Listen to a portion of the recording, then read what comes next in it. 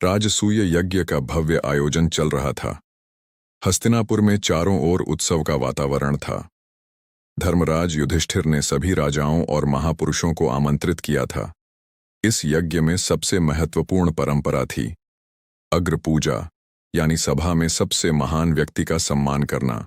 सभा में भीष्म पितामह उठे और बोले, इस सभा में सबसे योग्य, सबसे महान और पूजनीय हैं श्री कृष्ण।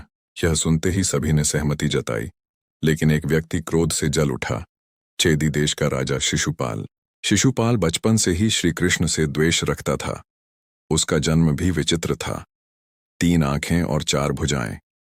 भविष्यवाणी हुई थी कि जिसे देखकर उसकी ये अतिरिक्त अंग समाप्त हो जाएं, वही उसका वध करेगा। जब श्री कृष्ण उसे देखने आए, तभी उसके अतिरिक्त अंग गायब हो गए। उसकी मां ने डरकर श्री कृष्ण से वचन लिया, तुम मेरे पुत्र के 100 अपराध क्षमा करोगे। श्री कृष्ण ने मुस्कुराकर यह वचन स्वीकार कर लिया।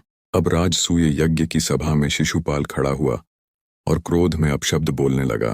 कृष्ण कोई राजा नहीं, वो ग्वाला है। तुम सब मूर्ख हो जो इसकी पूजा कर रहे हो। सभा में सन्नाटा छा गया। भीम और अर्जुन क्रोधित हो उठे, लेकिन श्री कृष्ण शांत बैठे रहे। शिशुपाल एक एक करके श्री कृष्ण का अपमान करता गया। पहला अपशब्द, दूसरा, तीसरा, और यूं ही 100 तक पहुंच गया। श्री कृष्ण चुपचाप गिनते रहे। उनका चेहरा शांत था, जैसे सब कुछ पहले से जानते हों। जब शिशुपाल ने 100 से अधिक अपशब्द कह दिए, तब श्री कृष्ण ने धीरे से कहा, अब सीमा समाप्त हो चुकी है। अचानक श्री कृष्ण ने अपना सुदर्शन चक्र उठाया। सभा में सभी की सांसें थम गईं। एक क्षण में ही चक्र आकाश में घूमता हुआ गया और अगले ही पल शिशुपाल का सिर धड़ से अलग हो गया। लेकिन तभी कुछ अद्भुत हुआ। शिशुपाल के शरीर से एक तेज प्रकाश निकला और सीधा श्री कृष्ण के चरणों में समा गया। सभा में सभी लोग आश्चर्यचकित रह गए।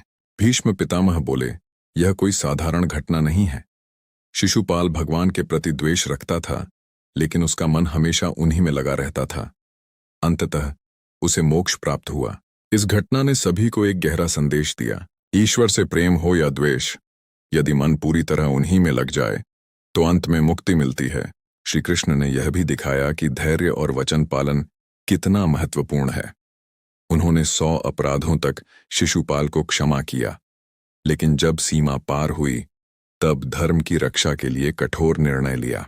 राजसूय यज्ञ फिर से शुरू हुआ, लेकिन इस घटना ने सभी के हृदय में एक अमिट छाप छोड़ दी। श्री कृष्ण की महिमा और भी बढ़ गई और यह कथा युगों युगों तक सुनाई जाने लगी। यही है शिशुपाल वध की अद्भुत और रहस्यमयी कथा, जो हमें सिखाती है धर्म की रक्षा के लिए कभी कभी कठोर निर्णय भी आवश्यक होते हैं और ईश्वर के न्याय से कोई बच नहीं